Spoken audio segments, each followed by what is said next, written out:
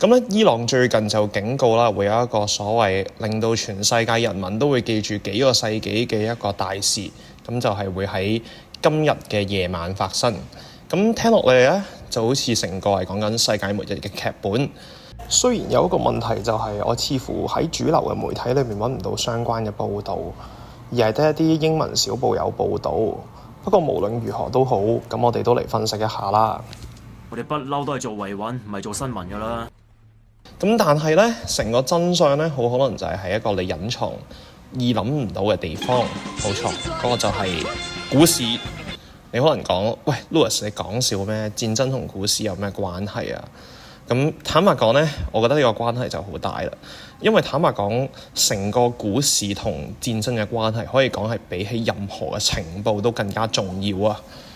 咁大家都可能聽過個傳說啦，就係話五角大樓咧係咪每一次都要出大事咧？就係睇下附近有啲披薩鋪嘅外賣訂單就知啦。咁就係所謂嘅 Pentagon Pizza Index。咁如果嗰度嘅訂單係突然增加嘅話咧，咁就説明咗喺五角大樓裏邊嘅人咧就喺度加班做緊嘢，策劃一次改變世界行動。咁呢啲咧就係一個所謂開源情報或者叫 OSINT 嘅一個魅力。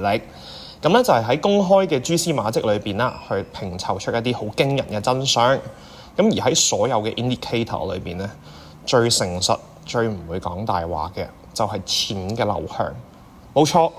你可以係五毛小粉紅，或者你覺得單純唔相信以色列嘅政府說法，都可以唔相信摩薩德情報機關嘅神話，甚至唔相信美國嘅情報。咁但係咧，你都需要去相信一件事，